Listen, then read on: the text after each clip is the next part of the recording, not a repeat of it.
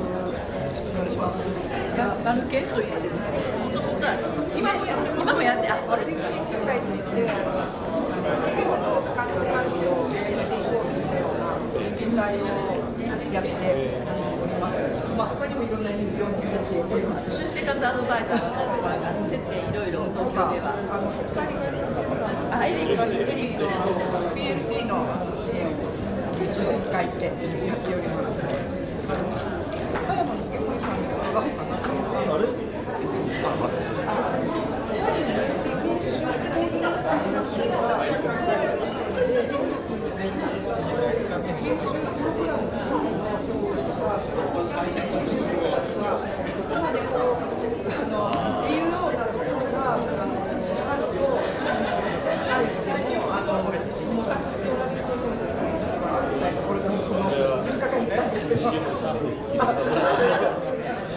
プログラム自体に中央コミカンとしてやっぱり女性の方の方はちゃんと必ずかけるというところがあって、ある程度だけでちょっとみたいなところが出てきてしまうので、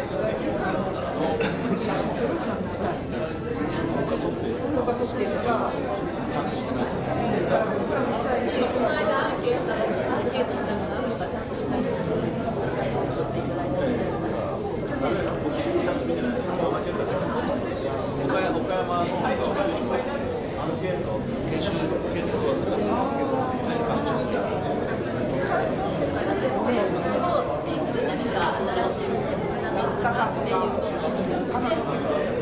でもやる研修自体がやってる前提で、翌年度の授業コミカンの授業計画の中で ESD 企画をどうするかっていうものを前年度に研修して、それをプログラムをしてみんなに答えてもらって、それでいらっしゃる。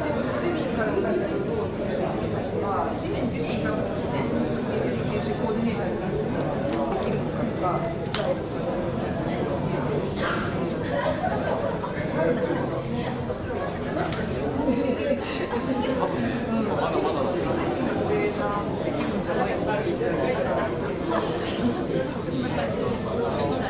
公民館運営会議なので、に判断でいろいろやってるんですけど、地域運営会議自体が、ちょっとよくないでしょうね。地域組織っていうのが、高齢化していて、それから相当するいろんな多様な人をコーディネーションしている、ファシリテーションしている、そういうような組織が持っている方たち、それにかなり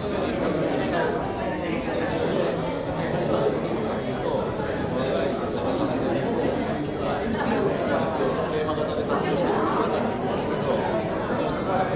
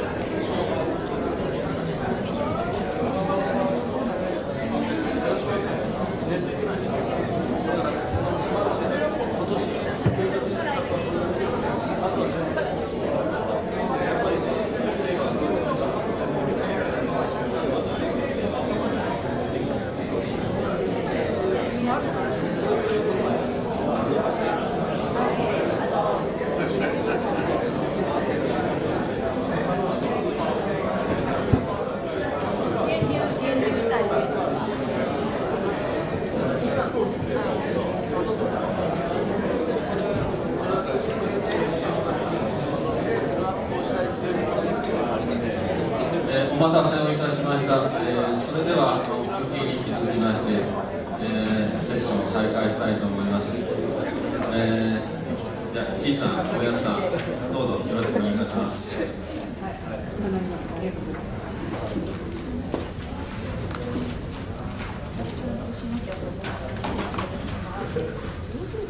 Okay, I think we will continue with the presentation and discussion. First, we would like to invite Mr. Dr. Huang from Laos to give us a presentation.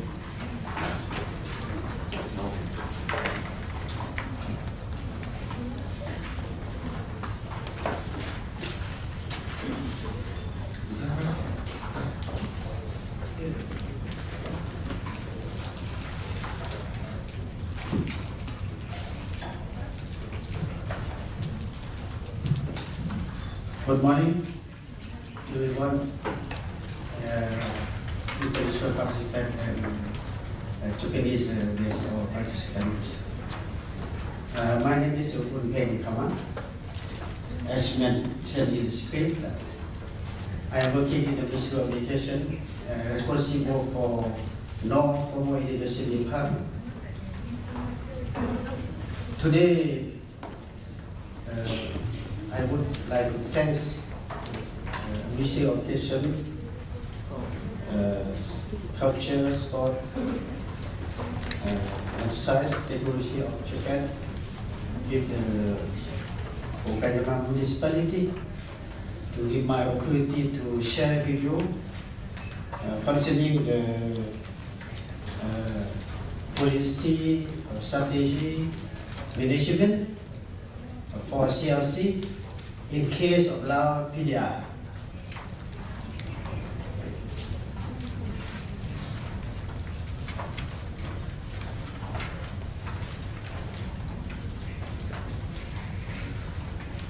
Considering the time is not so much, so I would like to share with you that my business is cover some point.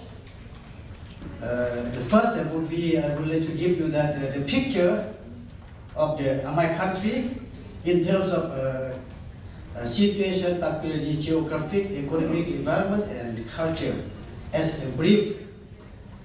And I come up with our education profile to show you that how is education in Lao PDI actually. And based on that, I will show that our policy for CLC and in terms of ESD, and also that some activities for NEF. And finally, I would like to share with you that we have some challenges or issue to solve in terms of how to implement actively CLC on ESD and how we can solve these challenges as the future action plan. I will show you a little bit how is Laos. I hope that all of us would know and where and how is Laos. Very small country. Our population around 6 million now. Half is male and female. Density is not so much, around 20 square kilometer per person. And population rate growth is 1.6. Household is around 1 billion. Mortality effect is around 56. You can see that the urban population and around 34. And we are so many of ethnic group, maybe like any countries that we have so several ethnic group who are different culture and different speaking or different mother tongue. And also the expected birth. And actually Laos is consists of now becoming 17, including capital, 147 districts, very small. And you will know that Vientiane as the capital of the country. I showed you that a little bit how is Vientiane capital is. You may see if you can, have opportunity to visit, you can see that this is the palace. This is the centers of the city. Kind of very popular and very ancient centers. And this is the museum. Talking about geographic and climate in Lapidia. Lapidia is a landlocked country in the heart of the Southeast Asia. The country is encompassed around 200,036 square kilometers, and bordering with North China, Cambodia in the south, Myanmar in the northwest, and Thailand in the west, as I showed you the map before. Laos is characterized by two main geographical zones. In central plain along the Mekong River and the mountainous region in the north, east, and the south. The climate is governed by two monsoons, bringing rain from May, September, and dry season from November to February.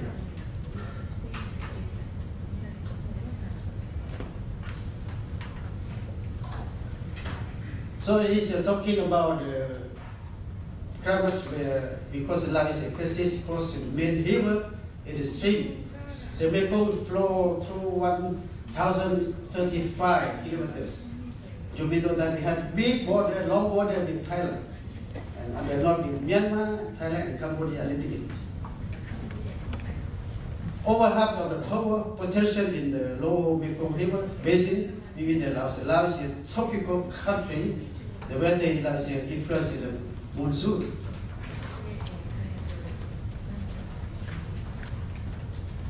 And also that Lapidia is abundant in natural resources, including gold, hardwood timber, hydropower, gypsum, tin, gold, and limestone. There are various rivers, including Mekong River.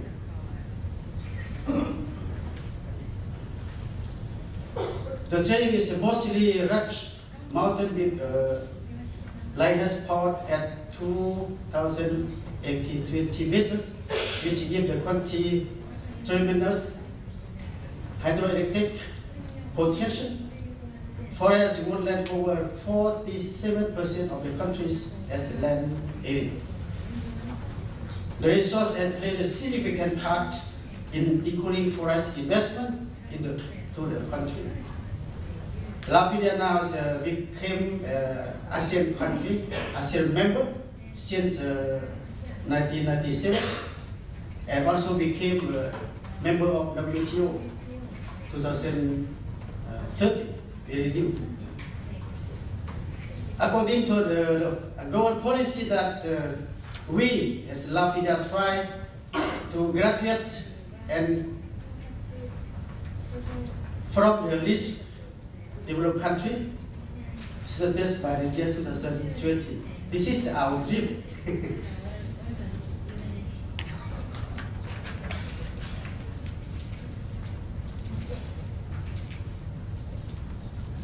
Natural resource of now. Forest as the main as the resource of Lapidia, agriculture, hydropower, and mineral sand.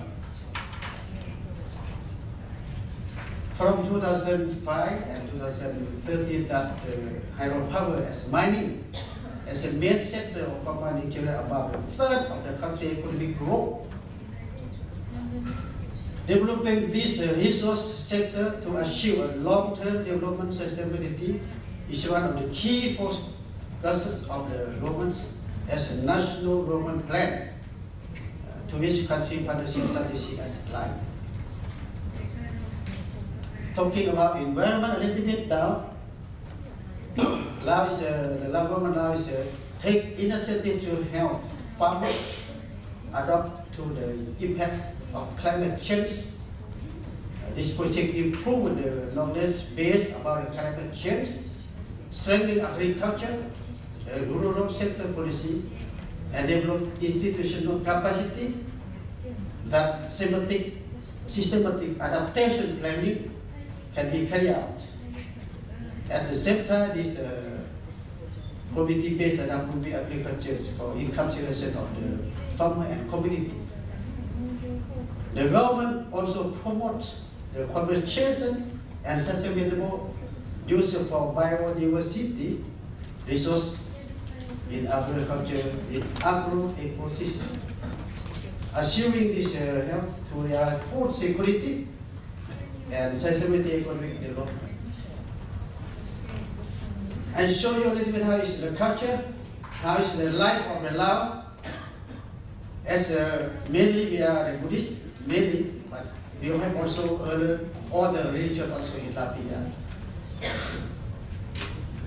We have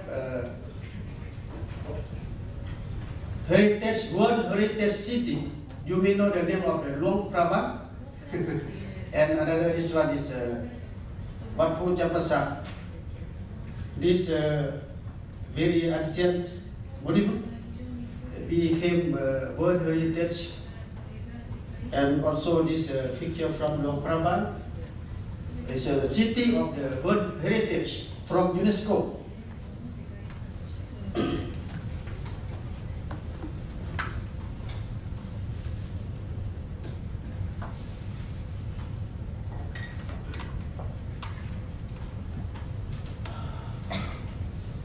Okay, so come up with the education profile to see how is education in Latvia is. Talking about the kindergarten, 3 to 5 years. Even if we are small, very slow in increasing, but still increase. Start by 30% up now to 38% of the kindergarten age, 5 to 5 years old, are involved in the preschool or in the kindergarten. And also the net enrollment. In primary, we have a compulsory education in primary only 5 years. 5-year compulsory in primary education. We have the net enrollment here is now is 98%. Talking about comparing to the IFA goal, we are reaching.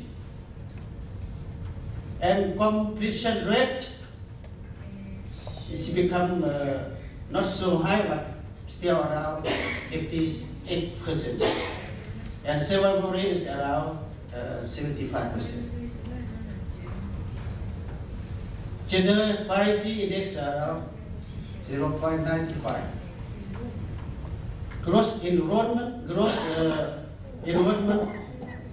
rate of secondary education increased up to 75 or 74. That means that the children who are graduate complete primary can contribute directly to the secondary education. No examination, automatically by testing. And also the upper secondary school, generally gross enrollment also for upper secondary school. This is formal system, increased up to 43. And for non-formal education, talking about literacy rate, even is 15 years old above, we are come up with only around 81 or 82. This is the survey 2010. This is my self-report. And also literacy rate age 40 to 20 years old is around 71.5. This is from the survey also. This is why it is low, because this is by testing. This is my report. What the people answer just so.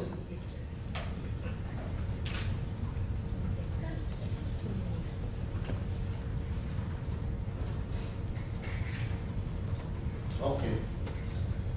come up with the theme of this session that I would share with you that the government policy in view of ESD, that the government is a support to grow that not harm the environment. This is policy. I will focus on 3 areas, particularly encouraging all national development planning to recognize links between environment harms and poverty, strengthening the response to climate change, and improving environment governance and promoting community-based natural resource management.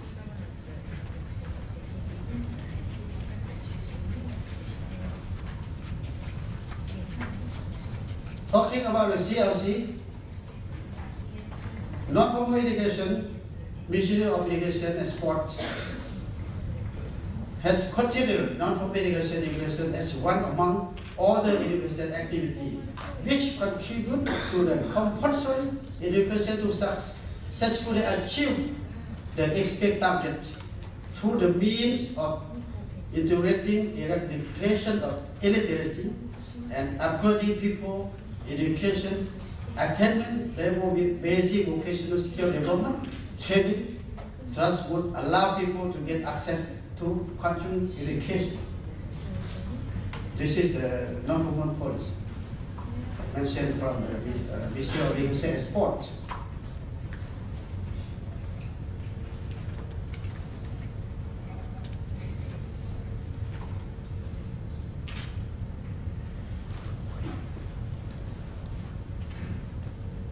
Sorry, so that's all. So talking about the non-formal policy in terms of support CLCs,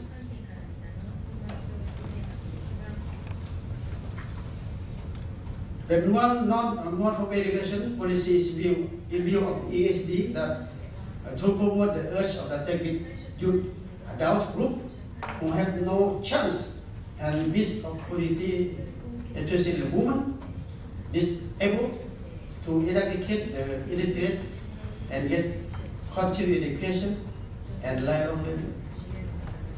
And so to promote the community and sector concerned to have participation in development of non-formal education, preservation of environment, and protects the discouraged event of the society. Now come to the centers, means a non-formal education center and community living center. Now we are different non-formal centers located different levels, such as non-formal regional center at the provincial level, district level, and grassroots at the community living center at the community level or village level. Now we are actually around 300, comparing to other countries, very small, very small. And talking about the management of CLC, the CLC management are conducting mostly by their own community, by setting up the committee to support, to run, to manage the CLC, and also get support from the government. For example, actually the government support CLC as a volunteer teacher.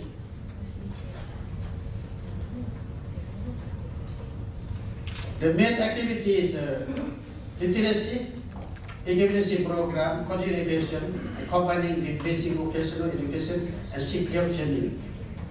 By integrating the issue of the environment, particularly sustainability development, ESD issue, but still evolve, and contribute to poverty reduction through lifelong learning for all in the community.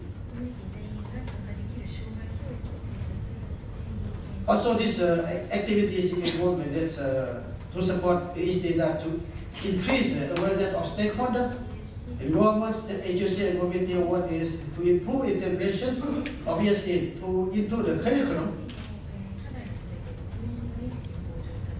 both formal and non-formal, and also in the teaching and learning material curriculum. And by combining in the context of the basic education, by skill, health, environment, HIV, health, etc. The teaching and learning program conducted in the community center or the non-common centers are combining with the social community activity in the context of culture, environment, society, etc.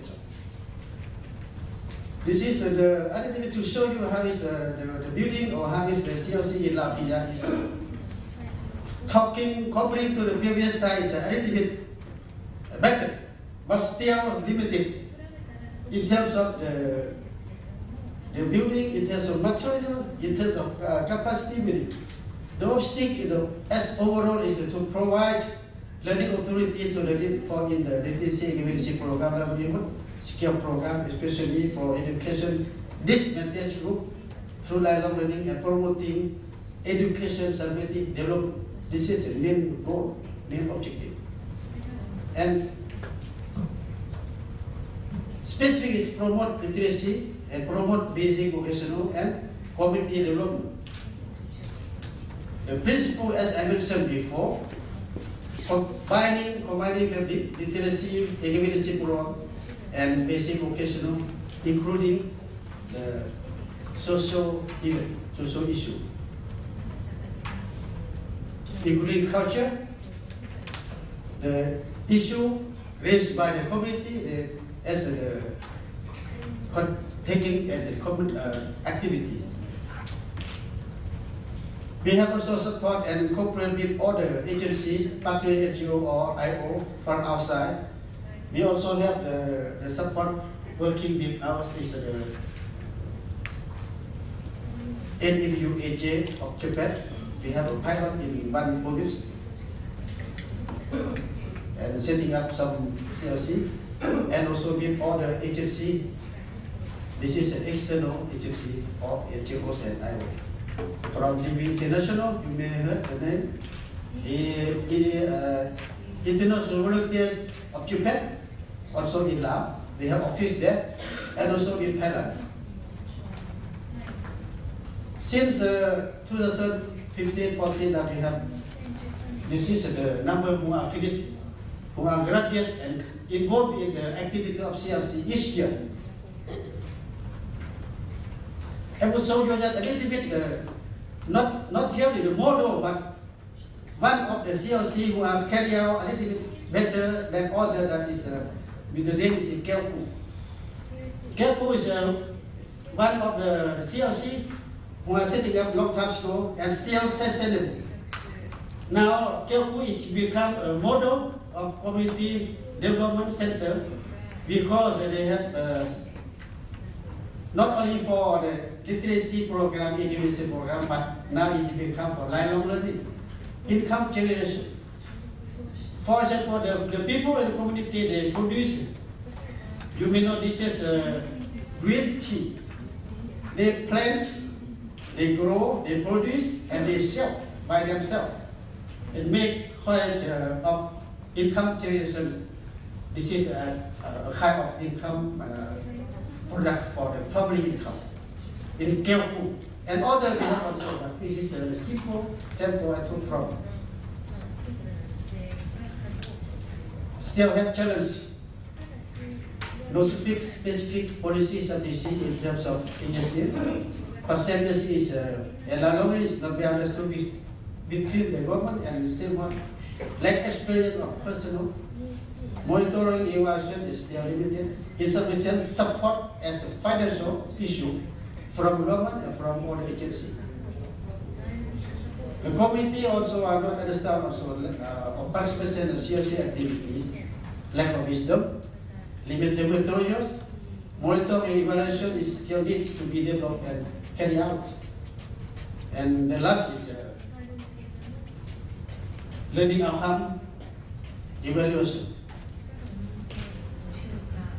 This is the concept of ESD, you may know. So come to the last of the how to solve these challenges in terms of CLC and on ESD.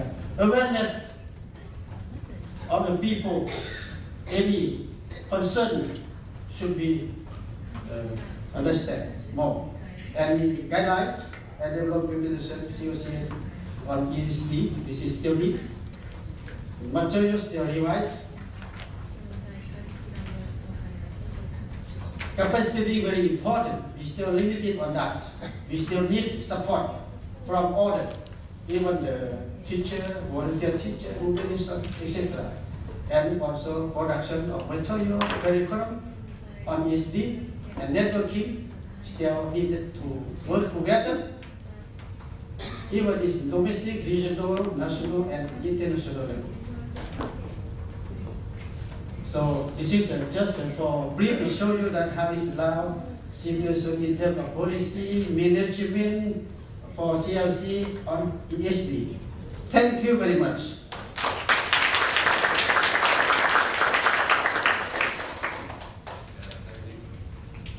Thank you very much. You made a very good presentation.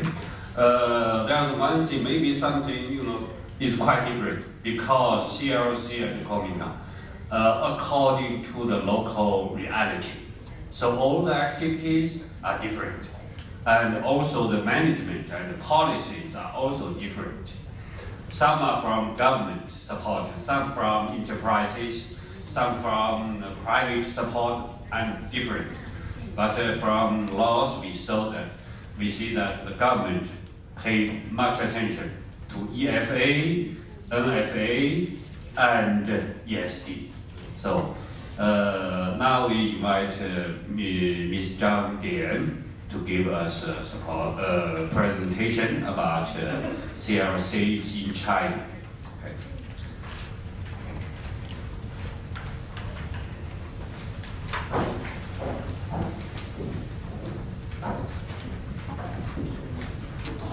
Thank you very much, Chairperson, and thanks to the organizers.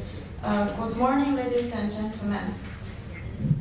Today I'm going to talk about learning villages, rural learning communities for sustainable rural transformation. I have been thinking about how to start this presentation because it's such a big and broad topic which covers not only educational issues but also the issues from other perspectives such as social, economic, and environmental. In addition, this is a topic which involves different stakeholders at different levels, such as policymakers, planners, practitioners, and so on. So instead of depicting a big and complex picture for you in the very beginning, I would like to talk about ourselves first. If you woke up this morning with more health and illness, you are more blessed than the million who once survived a week. If you have food in your refrigerator, clothes on your back, a roof over your head, and a place to sleep, you are richer than 75% of this world. If you can read this message, you are more blessed than over 2 billion people in the world who cannot read anything at all. For us, each day is a day of hope and progress, but for some of the people, each day is a day of struggle. They suffer from illnesses, they starve, they are homeless, they are denied access to school, and it's simply because they are poor. Many of the poverty reduction interventions targeting rural areas and national development strategies lack effectiveness and efficiencies and very often fail to lead to desired outcomes, especially at the grassroots level. This is to a large extent due to the top-down approach typically adopted. The participation of local communities and local people is rarely viewed as a goal of development or as a means of facilitating and energizing development. Lack of local participation leads to an inability of local people to tackle with risks and vulnerabilities arising from different aspects of their lives. For example, climate change and environmental degradation, threats to food security and safety, financial crisis, economic crisis, as well as prevalence of unemployment and underemployment, especially among the youth. So as a result, the situation would either remain unchanged or the situation would be improved but not at a sustained level. In the end, poverty largely remains unchanged for the population who were poor at the beginning of the interventions. In light of this, effective and efficient rural development cannot be achieved unless the development itself sustaining and empowers rural local people in the process of development. And the identification of the local needs and the involvement of local people in addressing these needs is necessary. One reason is that the local people know their situation and problems much better than the governments, than the aid agencies, and than other stakeholders. And the rural people need to be empowered in terms of knowledge, skills, values, and attitudes. And individual empowerment will lead to an increase in their access to 5 main types of assets. Let's start from human assets. Human assets refer to employment, employability, and health. Financial assets, they include earnings, money, and financial security. And personal assets, self-confidence, self-esteem, spirituality. Physical assets, they include basic information, basic services, and infrastructure. And lastly, the social assets, they include the bond, connections, and networks among people.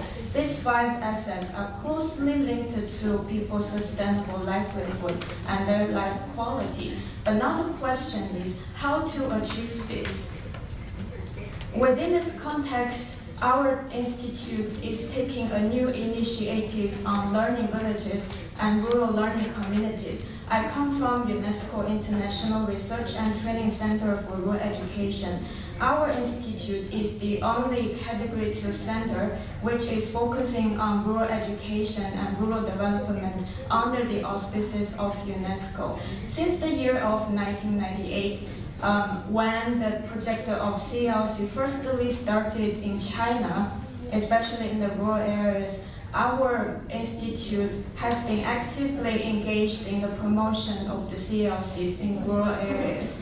The last 2 decades have witnessed the progress and achievements made by CLCs. But now the questions are, in the longer run, how we can further empower rural people in the local communities and keep them abreast of social development, economic development, and technological development, and how to further promote the development of CLCs, how to bring together different stakeholders, and how to better identify their roles and responsibilities, and how to urge them to take their responsibilities, and how we can go beyond CLCs and bring about the changes in a broader context, such as not only about bringing about changes in individuals, but in the community, in the social society, and bring about changes at the national level. This is one of the reasons why we're doing this initiative. The other important reason is that last year in Beijing, UNESCO and Chinese government jointly organized an international conference on learning cities with a focus on promoting lifelong learning in urban areas.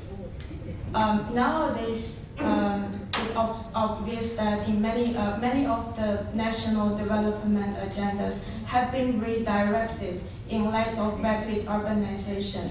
However, we should not lose sight of the rural people and rural communities, because according to the UN data in 2011, the percentage of rural people in the whole world is just below 50%. So, this phenomenon is going to remain like this in the next few decades. So, based on this, because of these 2 reasons, we're initiating this new project. And so far, we have developed a concept note on this, and we have developed a framework to promote, to facilitate, and to maintain learning villages and rural learning communities. Before we go any further, I would like to introduce the definitions of these 2 terms. A learning village is a rural community where every rural resident, regardless of age, sexual identity, race, religion, and social status, has a willingness and an opportunity to be continuously empowered through knowledge acquisition, skills development, and values and attitudes cultivation as per each learner's immediate and long-term learning needs for the betterment of individuals and their community. A rural learning village comprises a group of rural people who share common learning needs and are actively engaged in learning together and from each other. As you can see from the slides, I underlined some of the words and phrases because they reflect some key features of the learning village, and you will get a better understanding of these features in the following presentation.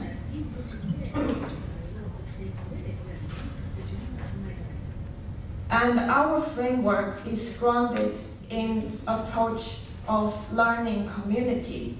Learning community, this approach recognizes the individuals as the centrality of learning, and they consider them as the change agents, and they're the key to the development.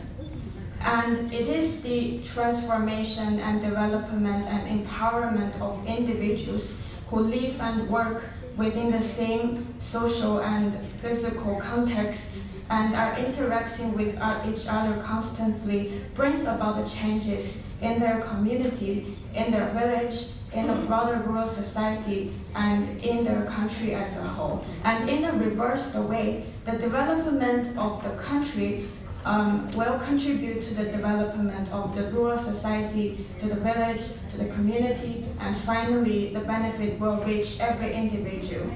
So it's a two-way interaction and two-way contribution. I have put down some of the key notes here in this slide to help you have a better understanding of the philosophical position we have adopted in our framework.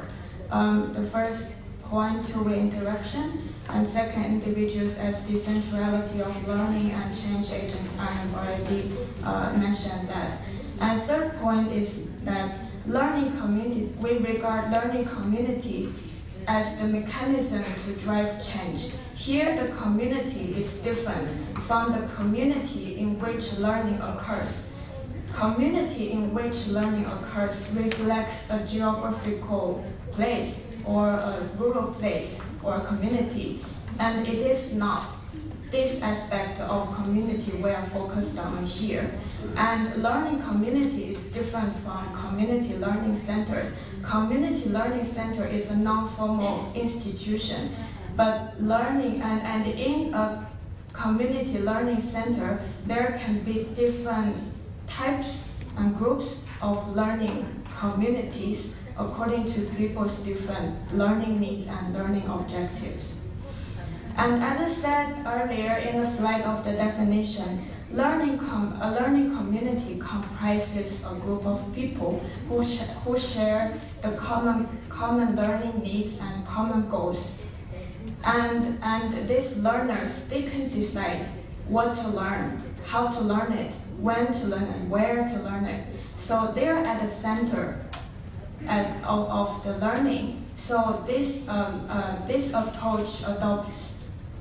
So in this learning community approach, the learner is the center of the learning, and in this way, the trainer becomes a facilitator to facilitate and assist in their learning.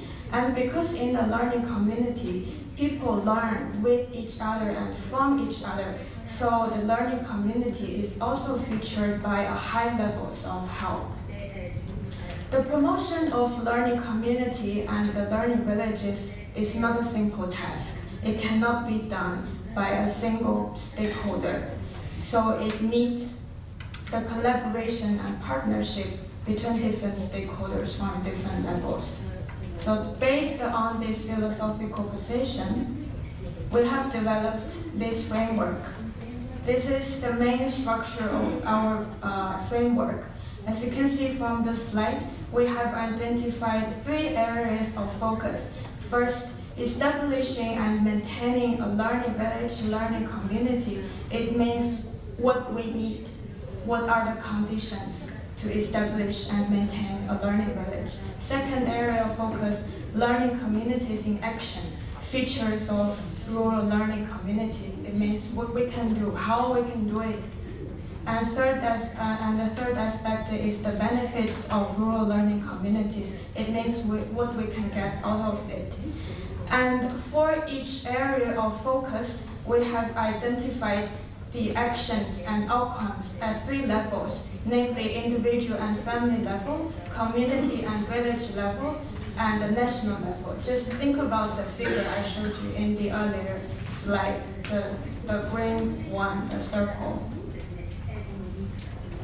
And let's start from the first area of focus. In order to establish and maintain a learning village and learning community, what we need, just look at the right side of this slide. We need basic education. We need vision and goals, leadership, governance, partnerships and collaboration, infrastructure and resources, and we need funding. These are the fundamental conditions we need to establish and maintain a learning village and learning community. So what actions can be done at different levels? Individuals and families, they should have a willingness to engage and contribute to establish and maintain a learning village. So it means their learning is self-motivated. They want to do this. They're not asked by other people, and they're not forced to do so. They want to do this by themselves. And they should have an opportunity to do so. And this opportunity should be supported by the communities and villages who are acting as a facilitator, as a mobilizer, and as a coordinator. And this opportunity should also be supported by strong political will, by policies and funding, and by advocacy at the national level. Here I give you one example on basic education. Is exactly a copy from our framework. What do I mean by basic education here? It means citizens have the foundation knowledge and skills for lifelong learning through strong and effective basic education available to all citizens, and supplementary non-formal literacy and numeracy development programs are in place. So what can be done at different levels? Here, individuals proactively seek to strengthen their own basic education and that of their family and local community. And communities and villages, they organize and facilitate procreate adult literacy development activities. And at the national level, the policies and funding should be in place to facilitate universal basic education, including 100% adult literacy. And the second area of focus is learning communities in action, the features of rural learning communities. So here it's about learning, because learning is a powerful tool to drive change. So the learning community as a whole is fundamentally about empowering learners. And in the learning community, the individuals contribute to their learning. And learning communities should be dynamic, flexible, and respond to the different learning needs of the different learning groups. And the learning is provided by all of the people, and all of the people have a self-motivation to learn. And it should be sector comprehensive.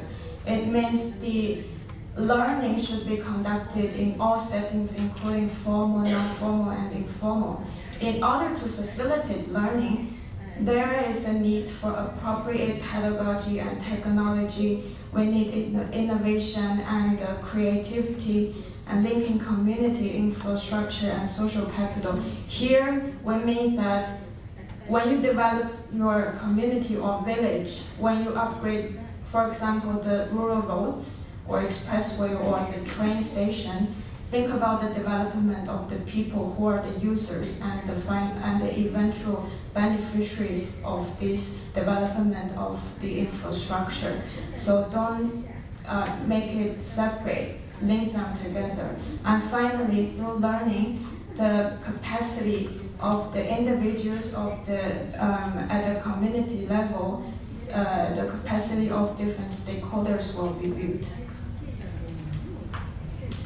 Here another example on appropriate pedagogy and the technology. So individuals undertake learning by using the ICT. And at the village and community level, they should provide the facilities and infrastructure. And at the national level, they should provide the budget in order to meet the demands of the local areas. And the budget should meet the increasing demand from the local areas. The last area of focus is about the benefits, what we can get from the learning village or rural learning communities. The benefits fall into three categories, namely social, sustainable, and economic. The social benefits include the bonds, connections, and networks among people, and it's very important because the social capital is increasingly recognized as a key component to development, because the social capital is not only the sum of the institutions to underpin the development, it's the bond, it's the glue to hold the stakeholders together and to urge them to work together towards the goal. And the economic benefits mainly refers to the quality of life, and in my earlier slide, I introduced you the 5 assets, and they are closely linked to the quality of life. And the last aspect is the sustainable benefits, and here we have 3 dimensions. First, the local community will be sustainable, and the learning activity will be sustainable, and the environment, the physical environment will be sustainable. So far I have introduced you the framework, and because of the time constraints, I cannot introduce every detail. So if you want to know the whole framework, you can refer to this brochure, and you can take a free copy at the exhibit.